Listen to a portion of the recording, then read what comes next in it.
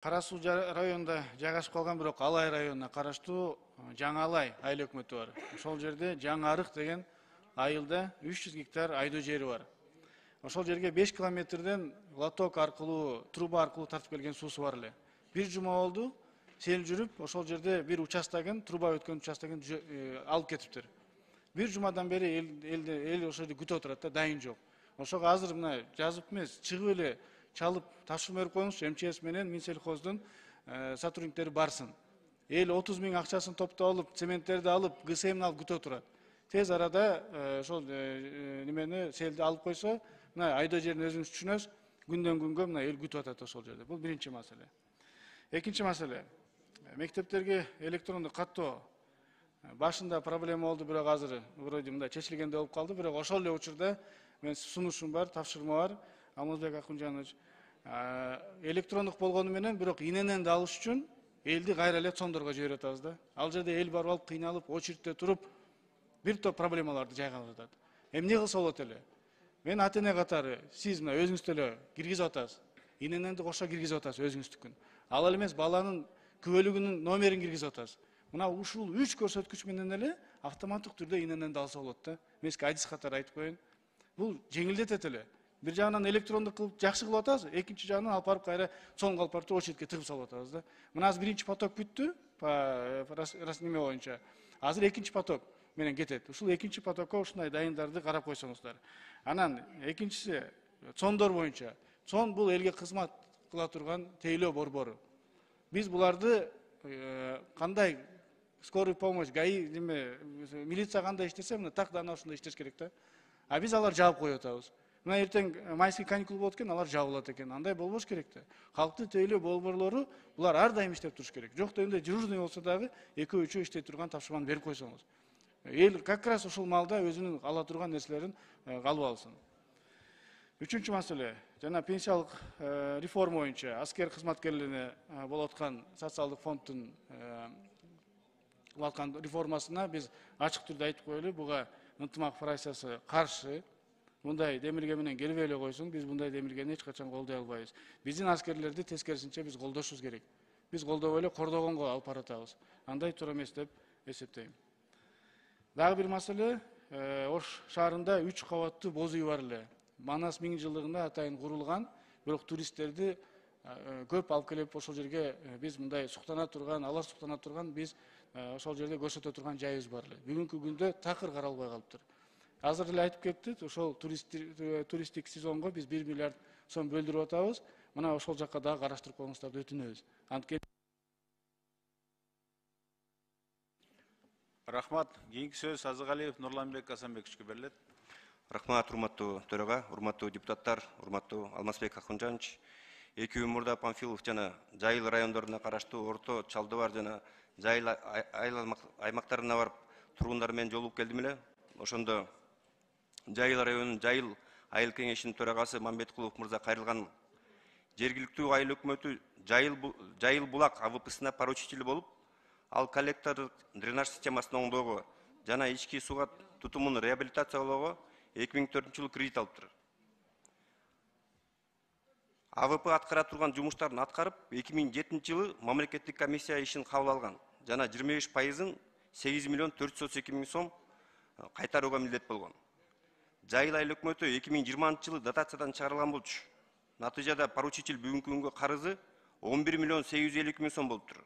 Анын ичинен негизги карызы 7,5 миллион болсо, үстөк пайызы 1 миллион 600 сом түзүп, штрафы 2 миллион 723 сом экен.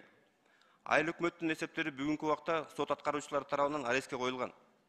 Анын мектептерди, бала бакчаларды ремонттоого, элдин маселелерин чечүүгө мүмкүнчүлүктөрү кошо жабылат экен да. Өздүк салымы жоктугунан социалдык объектилерди курууга долбоорлору өтпөй калат экен. Ушундай абалда маселени чечүү жолдорун таппай жардам сурашат да. Урматтуу Алмазбек Акунжанович, айыл өкмөтү бул эми коммерциялык эмес структура, бул мамлекеттик бюджеттик мекеме. Анын элге аткарып турган вазифасын эске алуу менен тийиштүү министрликтерге биринчи ирет финанс министрлигине тапшырма бердирип койсоңуз, адистер кылдаттык менен ушул маселени карап көрүшсө, пеня штрафтарын колдонбой, карызын реструктуризация кылууга мүмкүнчүлүк табышса, айыл өкмөткө чоң жардам жана түрткү болот эле да. Бул биринчи маселе. Экинчи маселе, азыркы учурда биз эми бардык мамлекеттик жана жергиликтүү өз алдынча башкаруу органдарында санариптештирүү жүрүп жаткан мезгилде Панфилов районуна караштуу Орто Айыл өкмөтүндө 3 айыл бар. Тельман, Букара жана Кумар мектептеринде. Ошондой эле Вознесеновка айыл өкмөтүндө Эркинсай айылында Кыргыз Телекомдун чубалалары менен камсыздалган интернети жок экен. Айыл өкмөтү кол жазма менен берген маалыматтар банктар тарабынан кабыл алынбай, элдер жеткиликтүү кредиттерге жетпегенин бир себеби да ушунда экен да. Урматтуу Алмазбек Акынжанович, сиз ушул маселелерди өзүңүздүн көзөмөлүңүзгө алып, тийиштүү министрликтерге бир тапшырма берип койсоңуздар. Рахмат. Рахмат. Кийинки сөз Ажибаев Чыңгыз Ильяс Кожоевичте. Рахмат. Саламатсыздарбы, урматтуу коллегалар, Алмаз Акынжанович. Мындан 1,5 ай мурун министрлер кабинетинин өкүлдөрүнөн ушул сиздин жаныңызда отурганда сурадым эле. 2022 жылы Баткен областын өнүктүрүү боюнча кандай программалары бар деп, тизмесин берип койгула деп сурадым эле. Тилекке каршы ушу 1,5 айдан бери жообу жок да. Кааласаңыздар 10 марттагы стенограмманы көтөрсөңүздөр бар ал жактачы. Министрлер кабинети өздөрүнүн мындай кыймыл аракети менен бир гана элдин талабын эмес, президентибиз Садыр Нуркожоевичтин дагы сөзүн четке калып коюп атышат.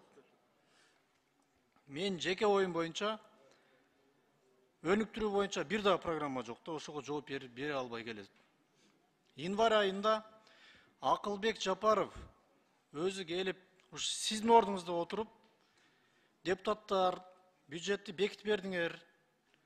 Эми Кудай буйрса 500 миллион сом акча Баткен областына бөлөбүз деген. Мындан дагы бир да кабар жок. Эл күтүп атат. Бул жерде депутаттар өзүнүн үйүнө, өзүнүн жеке ишини кылдырайын деген жери жок. Элдин талабын айтып атабыз. Бир гана ошол.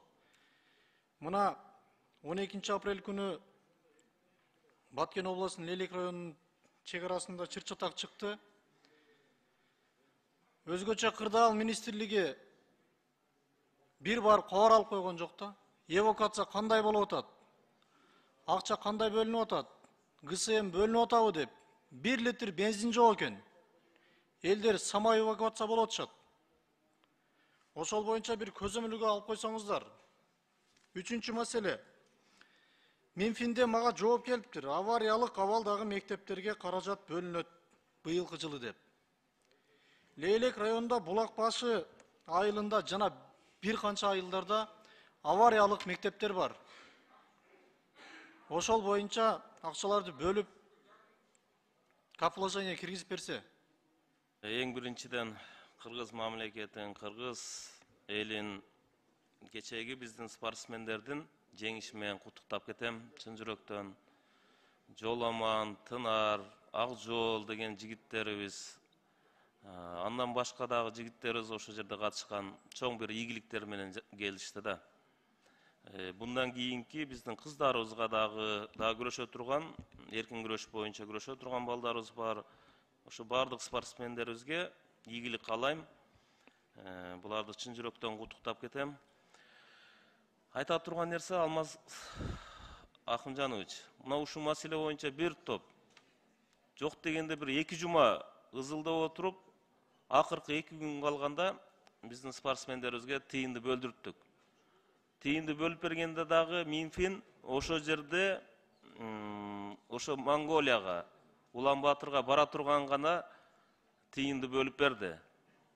Калган бекитилген тыйындарды бүгүнкү күнгө чейин бербей отурат, кармап отурат. Мына Кыргыз мамлекетибиздин желегин желбиретип, бир топ дүйнөгө таанытып, мына элдерибизди сүйүнтүп, бир жакшы результаттарды көрсөтүп атышат. Ошондуктан мен сизге дагы протоколдук тапшырманы берем. Ушул жерде ушу биздин желегибизди желбиретип аткан кыргыз спортсмендерине, Кыргызстан спортсмендерине акчаны эч качан бөлүнгөн акчасын кармабай өз убагында берип турса.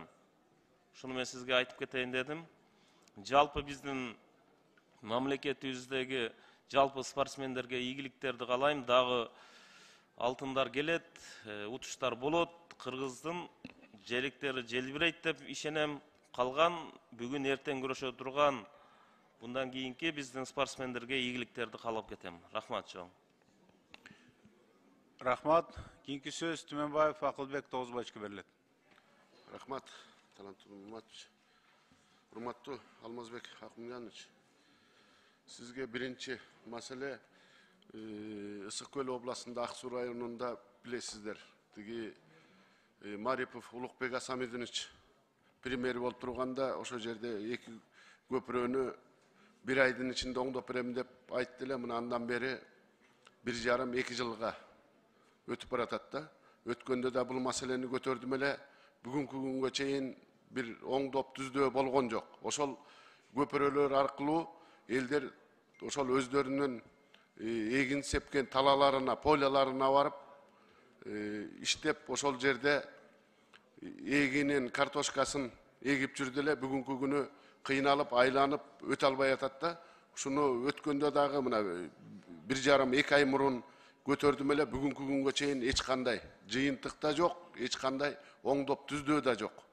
Эми ошол баягы көпүрөнү оңдоп берсек, ошол Ак Суу Теплоключенко айылынын тургундары кичине өзүнүн пойлаларына барганга жакшы шарт түзүп берет элек да. Ошону контролдоп берсеңиз, Алмазбек Акмжанович. Эми кийинки мен көтөрө турчу маселе бул коомчулукта азыр талкууга алынып жаткан оң рулдуу автоунаалар такси пайдаланууга тыюу салуу жөнүндөгү демилге болуп атат. Билесиздер, мына бүгүнкү күнү ошол оң рулдуу таксисттерге тыюу салып лицензия аркылуу беребиз, вообще оң рулдууга тыюу салабыз деп атасыздар да. Мына бүгүнкү күнү ушул мамлекет тарабынан бир өзүбүздүн автопаркыбыз же автобустар жүргүнчүлөрдү ташуучу баягы шаар аралык жүрчү автопарктарда автобустар жок. Өзүңүздөр мына өткөндө дагы ошол Министерство транспорттага министрликке да айттым эле. Бүгүнкү күнү Алмаз Акмжанович, ошол жетекчилердин өзүнө да айтат элем да, мына автовокзалга барып, ушул Бишкектин борборунда турган автовокзалдын кейпин көрүңүздөр. Ошол жерде бирөө автопарк кылып, автобустарын оңдоп, эшигин жаап алганда, мурун болсо мына Союз убагында ошол перрондор курулган автовокзалыбыз баягы жакшы абалда турчу эле. Бүгүнкү күнү директори өзүнүн менчигиндей колдонуп, ошол киргизген автобустарды өзүнүн чөнтөгүнө тыйынын алып, бүгүнкү күнү колдонуп келатат да. Анан ошол баягы Кыргызда жакшы сөз бар, жыргаганымдан жылкычы болуп турмун дегендей. Ошол таксисттер үй бүлөсүн багып, ошол каражат таап, таксовать этип, ошол өзүбүздүн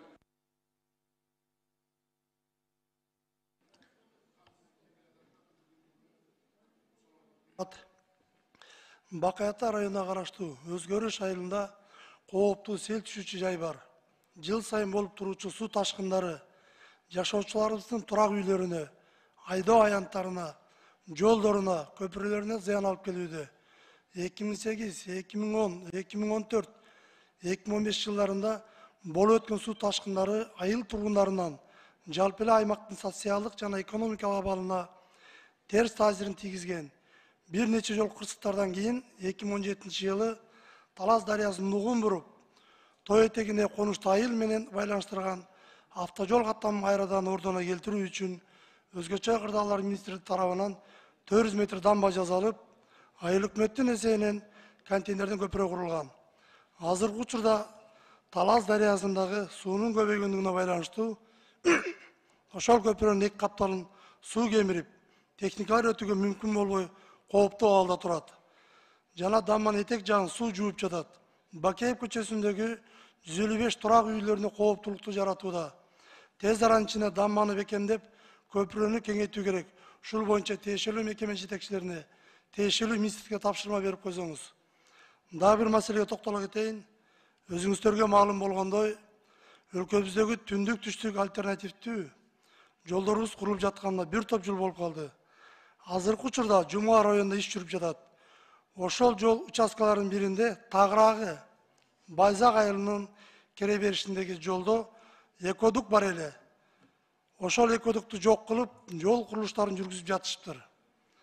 Байзак айылынын тургундары күнүгө малдарын жайытка айдап чыгышат экен. Экодук жок трассадан малдарын айдап, жолду кесип өтүү өтө кооптуу, жана ыңгайсыз болуп жатканын билдиришти.